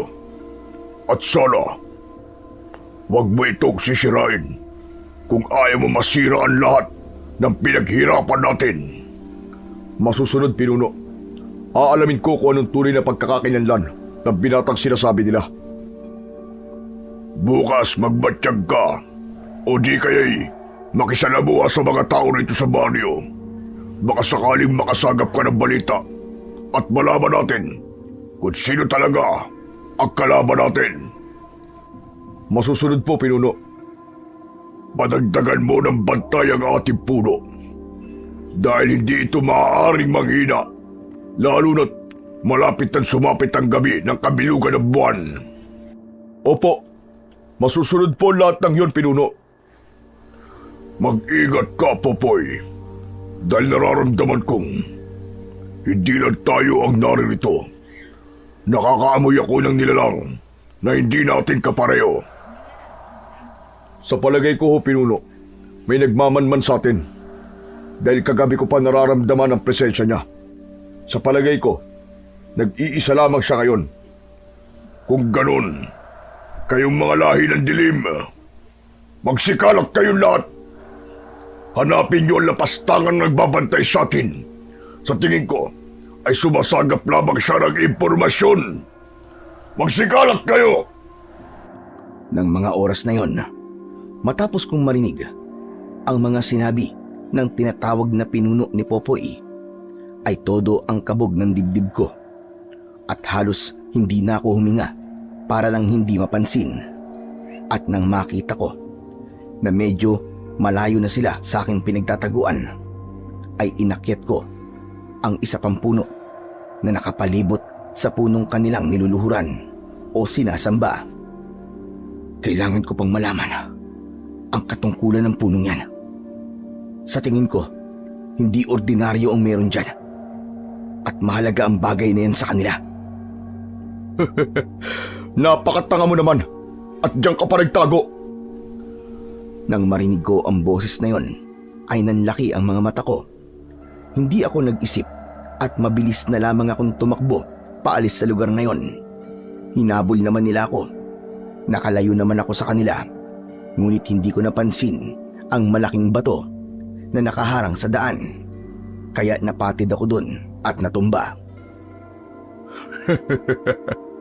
Huwag mo nang subukan tumakbo. Mauhuli ka rin namin.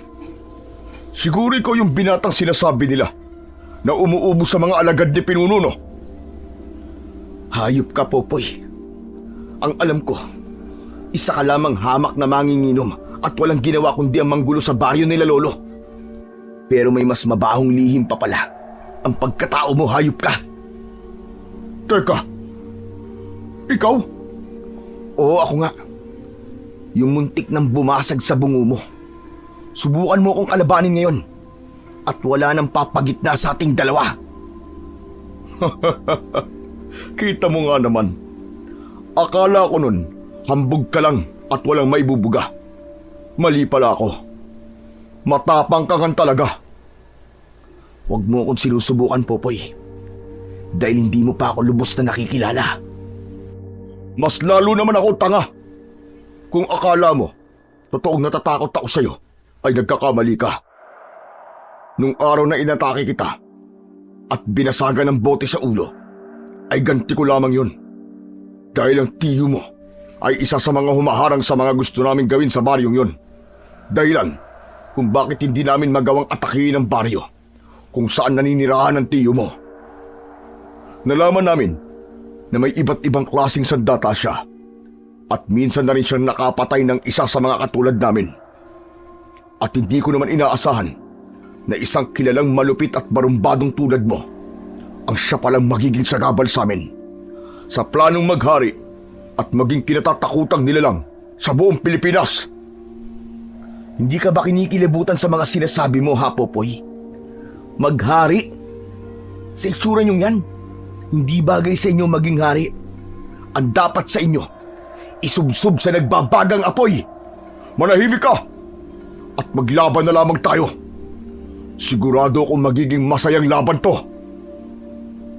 Tumayo ako sa aking kinauupuan at hinawakan ko ng maigpit ang bolo na nasa aking sakuban. Naunang umatake nun ang mga kauri niya at walang kahirap-hirap ko silang napatumba. At ng oras na kami naman ang maglalaban, ay sa harapan ko mismo ay nagbago siya ng anyo. Hindi mo ako mapapatay dahil uubusin ko pa ang buong lahi nyo. Hindi mo mauubos ang lahi namin hanggat nakatayo pa rin ang pinagkukunan namin na kapangyarihan. Anong ibig mo sabihin? Total, sigurado naman ako napapatay kita ngayong gabi. Walang dahilan para hindi mo malaman ang katotohanan sa likod ng makapangyarihang aswang na hamong na mga tulad namin. Ang malaking puno na sinasamba at inaalaga namin, ang sampuso naming mga aswang. Doon lahat ng gagaling ang kapangyarihang meron kami. At kahit mapatay mo pa kami ngayon, babalik at babalik lang din kami at hindi matatapos at hindi mauubos.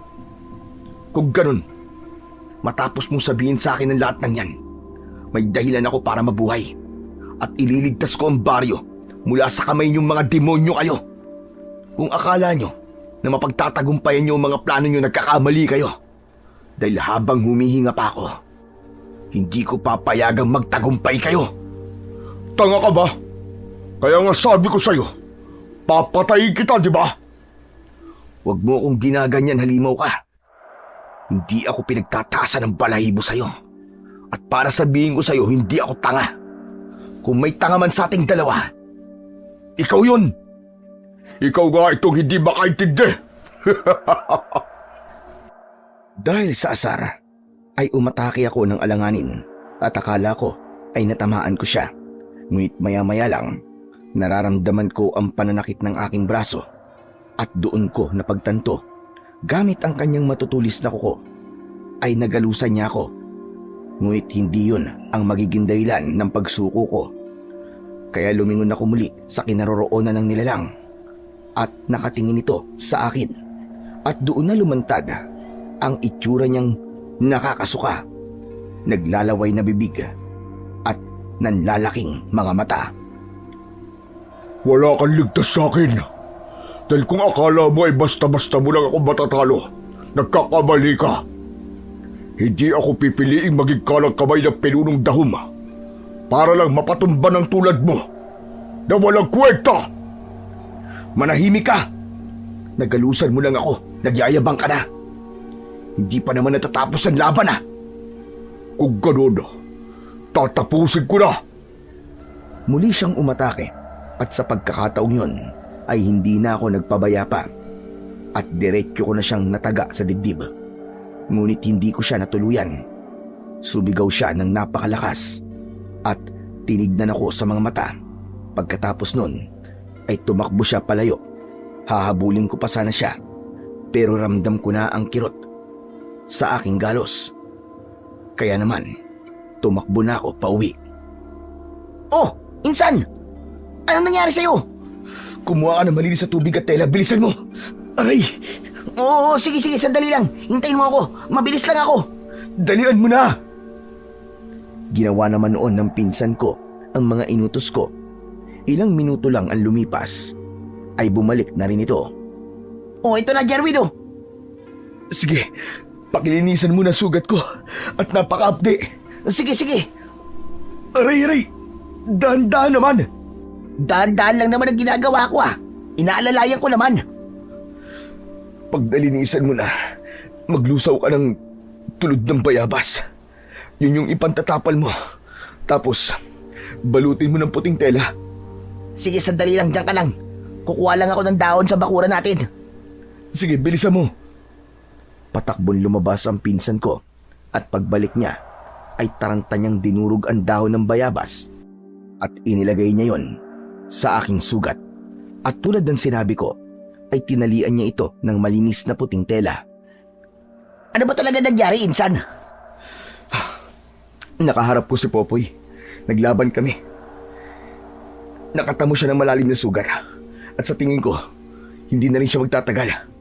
Dahil sa dibdib tumama ang bolong ginamit ko. Ibig sabihin, nagkita kayo? Oo. Habang umaaligid ako sa kuta nila, naramdaman ng pinuno ng mga hamong ang presensya ko. Sinubukan ko naman magtago, ang kaso nakita pa rin ako ni Popoy. At napakamalas pa nga habang tumatakas ako, napatid ako sa isang bato. Kaya wala na akong nagawa, kundi ang labanan sila. Eh di ibig sabihin yan, nakilala ka nila. Oo, nakilala ako ni Popoy. Pero sa palagay ko, hindi niya na yung masasabi sa pinuno niya dahil sa tindi ng sugat na binigay ko sa kanya. Nalinti ka na, Jerwin. Hindi magandang pakiramdam ko sa nangyaring to. Bukas paggising natin, samahan mo ako sa baryo ni na Lolo. Wala na akong pakialam kung mapanganib man. Pero siguro, mas mapapalagay ako kung nandito sila. Pero di ba mahirap na lumabas? Alam ko. Pero kung nakilala ka ng mga aswang, sigurado manganganib sila, Lolo. Hindi tayo pwede umasa sa kung ano lang ang naiisip natin. Tama ka. O siya, sige, magmadali tayo. Pupunta tayo kaagad kina Lolo. Kahit nahihirapan ako, ay dinampot ko pa rin ang aking bolo. Pagkatapos ay lumabas na kami at sabay tinakandaan. Nang mga oras na yon ay wala na kaming masakyan. Kaya naman, wala kaming pagpipilian. Kaya nilakad na lang namin. 3 oras ang nilaan namin at magliliwanag na rin ang kalangitan. Ngunit pagdating namin doon ay wala na kaming naabutan. Diyos ko! Churude! Lolo! Nasaan na kayo? Sumagot kayo! Insan, sa palagay ko wala na sila dito. Jerwin, hindi magandang pakiramdam ko rito. Hanapin natin sila, Lolo. Sa tingin ko tama ka. Kahit ako, nag-aalala na rin. Samahan mo ako mamayang gabi. Tatapusin ko na ang laban ng ating baryo. Ilang oras na naman noon ang ginugol namin sa paglalakad. Alam kong pagod na kami pareho. Ngunit pagdating ng bahay, ay hinasa ko ng gusto ang aking bolo. Ganun rin ang ginawa ni Elyon sa kanyang sandata. Jerwin, Insan, sa tingin mo, nasa na kaya si na Lolo? Hindi ko rin alam. Nag-aalala na rin ako ng gusto.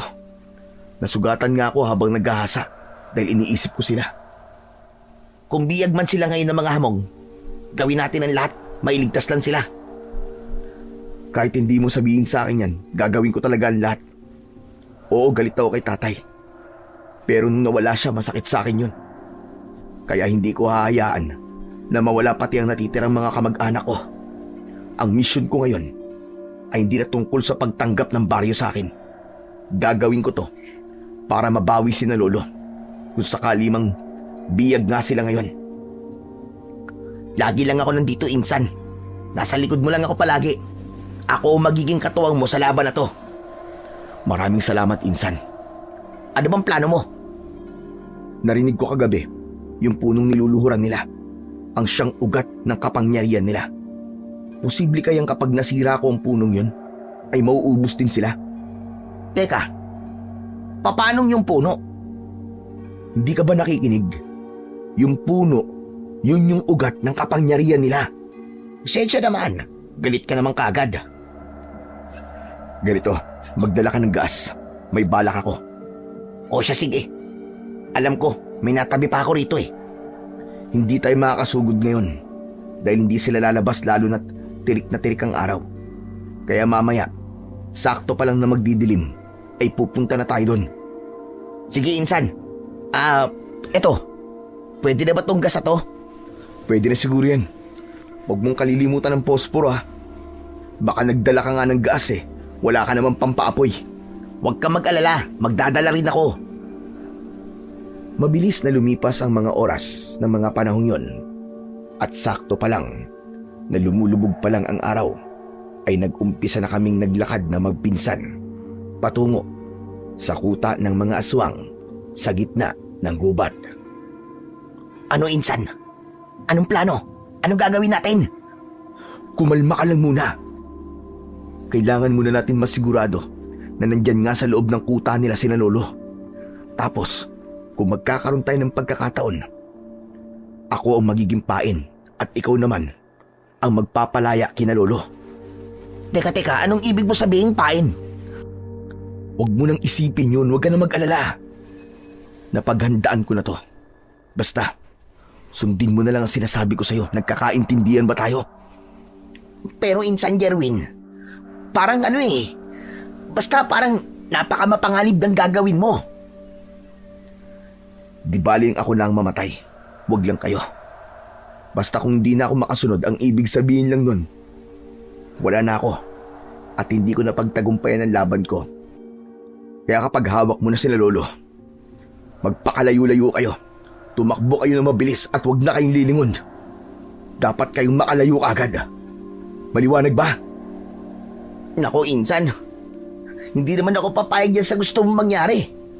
Aba, para bang sinasabi mo na nagpapakamatay ka? Papayag ka, Insan. Papayag ka. O pareho tayong mamamatay dito. Sige. Papayag na lang pala ako. Mahal mo pa pala ang buhay mo eh. Nag-iinarte ka pa. Hindi ba pwedeng inaalala lang kita, Pinsan? Concern lang ako sa'yo.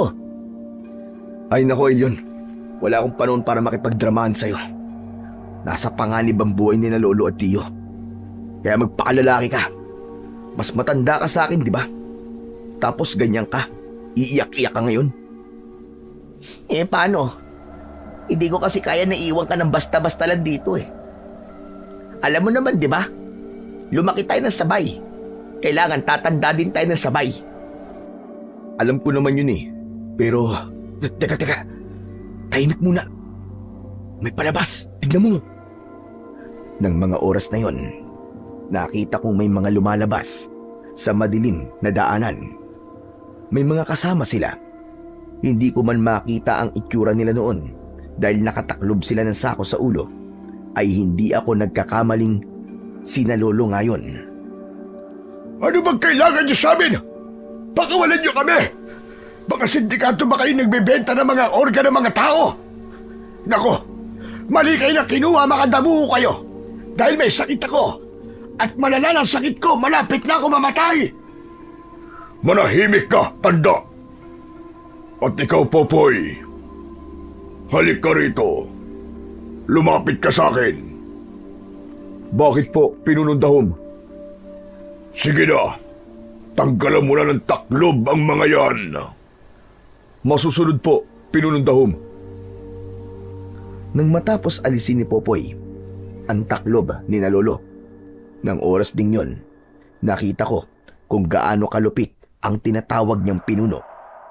Dahil sa isang iglap lang, sa harap mismo ni na Lolo at Tiyo, ay binalian niya ng leeg ang nilalang. At hindi pa siya nakontento at ginutay-gutay niya pa ang katawan ng kanyang kauri. Hindi magyayari sa iyan kung hindi ka gumawa ng bagay na ikapapalpak mo. Ang ayoko sa lahat ay ang mga tanga. Anong klaseng halimaw kayo? Ba't niyo yung ginawa sa kanya? Wala ka ng pakialam doon. Manahimik ka na lang dyan, tanda. Kung ayaw mong agad na sumunod sa kanya. Ano ba kasing kailangan nyo sa amin? Wala naman kami mga utang sa inyo. At lalong wala kaming tinatapakan tao. Wala kaming mga kaaway. Kaya anong dahilan nyo? At ginagawa nyo to sa amin? Pakawalan nyo na kami! Oo, kayo wala nang ginagawa. Wala nga kayong kasalanan sa amin. Pero ang binatang kilala bilang barumbadong mananabas dito sa baryo ninyo ay meron. Hindi ba't pamangkin mo siya? At siya namang apo ng matandang maingay na ito. Ano sabi mo? Paano siyang nagkaroon ng atraso sa inyo? Pinatay niya ang mga kauri ko. Pinatay niya ang ibang malalakas na hamong. Pinatay niya ang mga anak ko. At ang bagay na yun, ang hinding-hindi ko mapapalampas at mapapatawad. Kaya kung buhay ang kinuha niya, buhay din ang magiging kapalit. Ay, si Jerwin yata ang tinutukoy niya. Ibig niyo sabihin, mga aswang na hamon kayo? Oo. Bakit? May alam ka ba tungkol sa amin? Hindi ba't matagal na kayong namatay at naubos na ang kaninyo? Mga wala talaga kayong utak, mga tao. Pinatay niyo lang ang mga katawan namin. Pero hindi ang nagbibigay lakas sa aming lahat. Kung nagawa nga kayong ubusin nun, paano pa kaya ngayon? Huwag kang magsaya, hayop kang demonyo ka. Dahil kung si Jerwin na pamangkin ko at kinakalaban ninyo, ay sisiguraduhin kong uubusin niya kayong lahat at didikdikin niya kayo ng pinong-pino. Manahimik ka! Dahil hindi kita binibigyan ng pahintulot na magsalita. Gusto ko nang tumayo sa aking pinagtataguan nang makita kong malakas na sinampal ni Dahum ang aking tiyo. Ngunit maigpit akong hinawakan sa braso ng aking pinsan na si Jerwin. Bakit mo ko hinahawakan? Insan, alam ko ang balak mong gawin. Huwag mo munang ituloy, parang awa mo na. Pero nakita mo naman, di ba? Kung anong ginawa niya? Sinampal niya si Chong. Masisira yung mga plano mo kapag kikilos ka agad ng panalos-dalos. Hayaan mong mapakawalan ko muna sina Lolo bago ka kumilos. Tumahimik lamang ako nang marinig ko ang mga sinabing yon ni Elyon. Kaya, nang makita namin na bumalik na sa loob ang ibang mga aswang kasama ang pinuno nila na si Dahum, ay agad na kaming kumilos ng pinsan kong si Elyon at pinatay ang mga aswang na bantay. Diyos ko! Ang mga apo ko! Dapat hindi na kayo pumunta dito! Mapapahamak lamang kayo! Papatayin nila kayo rito! Lo, wag na po kayo maingay. Sige na, Insan. Iuwi mo na sila. O kung maaari, ilayo mo sila rito. Sige na, umalis na kayo. Pero Jerwin, paano ka? Uubusin ko na po sila, tiyo. Yung hindi na po sila makakabalik at hindi na muling makakapaghasik pa ng lagim. Uubusin ko na talaga ang kanilang lahi ngayon. Eka, sandali lamang, apo. Hindi maganda yung naiisip mo. Hindi ako papayag. Mamamatay kayo rito, maniwala ka! Tiyo, Elyon, sige na, umalis na kayo. Ako nang bahala rito.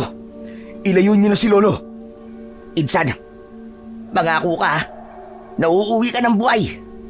Pag namatay ka, papatayin kita. Hindi na ako nun sumagot sa pinsan ko at tinapik ko na lamang ang kanyang balikat. Nang makita kong nakalayo na sila, ay agad kong kinuha ang gaas na dala namin kanina at ibinuhos yun paikot sa puno. Ngunit dahil sa pagmamadali kanina, ay nakalimutan kong hingin ang posporo na ipinadala ko kay Elyon. Sinubukan ko namang ipagkiskisan ang dala kong mga bolo, ngunit hindi ko rin napaapoy ang puno. At hindi ko namalayan ang paglabas ng mga aswang at isinigaw na wala na raw ang mga biyag at wala na rin akong oras para makapagtago. Kaya nang lumabas ang pinuno nila, ay nagkaharap kami. Sa unang pagkakataon, ay nanindig talaga ng gusto ang mga balahibo ko sa katawan nang magtitigan kami sa mga mata. Nakakasigurado kong ikaw ang walang iyang sumalungat sa mga plano ko. Tama lang, at nagpakita ka na sa akin dahil gigil na akong patumbahin at patay ka. Huwag ka na magsalita na para bang sobrang lakas mo. Patunayan mo muna ang sarili mo bago ka magdadadakdak sa harapan ko. Matapang! Hindi ba dapat sapat na ang pagpapatunay na nakabalik na ako sa mundong ibabaw?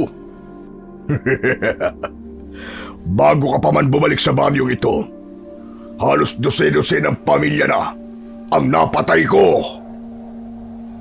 Pinagmamalaki mo pa talaga ang kahiyupang ginawa mo. Akala mo ba nakakadagdag ng kalakasan ng mga ginagawa mo? Pero ang totoo, kung gaano kapanghi ang amoy nyo at kapangit ang mga pagmumukha ninyo, ay ganyan na ganyan din kayo o mas malala pa. At kung akala mo, matatakot mo ko dahil sa sinabi mo kung gaano na karami ang napapatay mo, nagkakamali ka, oy. At tulad ko, sinisigurado ko sa'yo na pagsisisihin mo rin sa bandang huli na naging ganyan ka. Wala sa bokabularyo ko ang pagsisisi. At kahit kailan, hindi ako nagsisisi sa mga ginagawa ko. Dahil tulad ng ginagawa niyo sa mga hayop, kayo din ang tinitignan namin bilang pagkain at pangtawid gutom. Makikita natin ngayon, Dahom. Kapag naumpisahan na kitang patumbaying hayop ka, tatagtarin talaga kita ng pinong-pino. Pinagkiskisan kong muli ang aking mga bolo at mabilis na tumakbo sa kinaroroonan ng pinunong si Dahom. Ngunit hindi ko inaasahan na gagawing panangga ng ibang aswang ang kanilang mga katawan para lamang mailigtas ang kanilang pinuno. Ha! Kaya naman pala hindi ka natatakot eh. Dahil may mga alagad kang nakahandang isakripisyo ang buhay nila para sa iyong walang kwentang nilalang ka. Dahil alam nila na mabubuhay sila muli pagkatapos kitang patayin. Dahil nakatayo pa rin ang pinanggagalingan ng aming buhay at kapangyarihan. Hindi na ako nagsalita sa mga sinabi niyang yon at pinagpatuloy ko na lamang ang aking pag-atake sa kanya. Habang siya naman ay nakatayo lang at pinalilibutan ng kanyang mga alagad. Mabilis kong naubos ang kanyang mga kasama at ng mga oras na yon ay habol hininga na akong nakatingin sa kanya at balot na rin ng itim na likido na nanggagaling sa mga napatay ko. O ano? Kayang pa ba? O sumusuko ka na? Ano sumusuko? Nakikita mo naman, di ba? Na nakatayo pa rin ako at lumalaban. Ang ibig sabihin lang nun ay kayang-kaya ko pa. Malakas lamang na tumawa ang nilalang na nasa harapan ko at parang baliw na sinira ang kanyang kasuotan at tumakbo papalapit sa akin. Dahil sa pagod, hindi ko kagad naiwasan ang kanyang mga pag-atake. Kaya naman, nasugatan akong muli. Pero hindi pa rin ako tumigil. At habang nakikipaglaban ako sa kanya, ay nakakita ko ng pagkakataon at tinamaan ko siya sa binti. Bumaon ng aking matalas na bolo, dahilan para matumba siya at hindi na makatayo. At gamit pa ang isang bolo, lumapit ako sa puno at akmang hahampasin ito. Huwag pakiusap. Huwag mong gagawin yan. Yan lamang ang meron kami para mabuhay. Huwag kang magpatawa, demonyo ka. Dahil habang nandito ito, ay magpapatuloy pa rin ang kasama ninyo. Kaya mamatay ka na! Nang mahampas ko ng todo, ng bolo ko ang puno, ay naglabas ito ng itim na dagta. Kasabay nun, ang kanya-kanyang pagkalusaw ng mga naunang aswang na aking napatumba. Hindi ako tumigil hanggang sa tuluyang ko na yung maputol. Hanggang sa makita ko na lamang na bungo na lang ni Dahum ang natira. Nang dahil sa pagod ay nawalan ako ng malay sa tabi mismo ng puno na aking pinutol. Sa muli namang pagmulat ng aking mga mata ay nasa loob na ako ng bahay namin ng pinsan kong si Elyon. Diyos ko! Salamat sa Diyos at gising ka na, apo ko! Napagtagumpayan mo, Jerwin. Mahusay ang pinakita mo.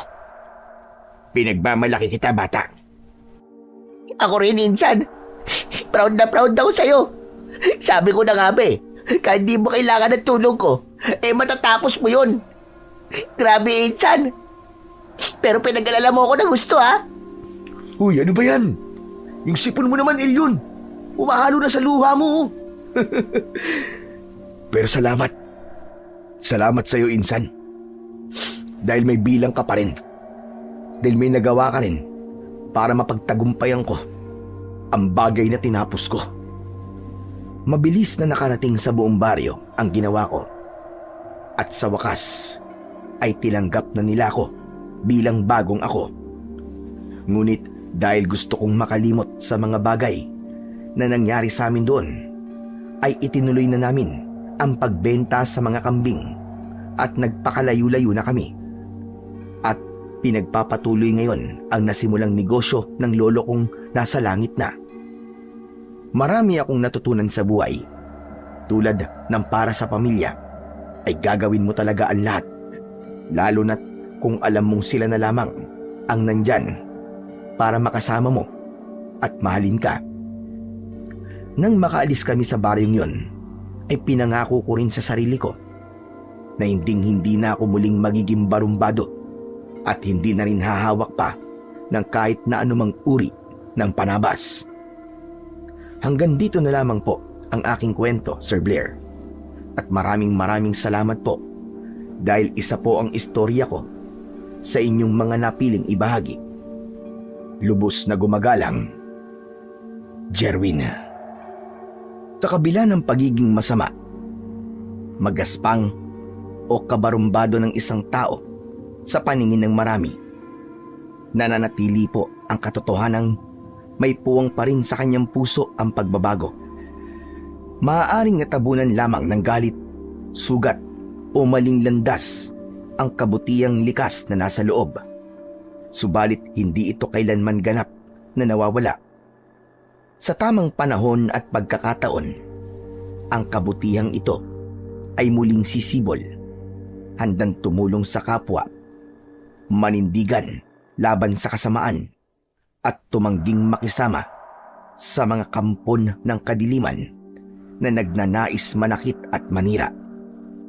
At sa lahat ng unos ng buhay, ang pamilya pa rin ang nagsisilbing pinakamatibay na sandigan, ang tahanang hindi ka iiwan, hindi susuko sa iyo, at patuloy na tatanggap at magmamahal anuman ang iyong nakaraan. Sabi nga sa Ezekiel Kabanata 36, Talata 26, ikaw ay bibigyan ko ng bagong puso at lalagyan ko kayo ng bagong espiritu. Aalisin ko ang pusong bato at bibigyan ko kayo ng pusong laman. Ipinapakita ng talatang ito na walang pusong sobrang tigas na hindi kayang baguhin ng Panginoong Diyos. Dagdag pa, sa lahat ng panahon ay umiibig ang kaibigan at ang kapatid ay ipinanganak para sa panahon ng kagipitan. Sabi nga sa Kawikaan, Kabanata 17, Talata 17, isang malinaw na patunay na ang pamilya at mga tunay na nagmamahal ay nananatiling kasama at sandigan sa oras ng kahinaan, pagbabago at pakikipaglaban, laban sa lahat ng uri ng kasamaan. Maraming salamat po sa inyong walang sawang pakikinig at suporta sa aking mga YouTube channel. Hanggang sa muli po, pagpalain po nawa kayo ng ating Diyos na may kapal.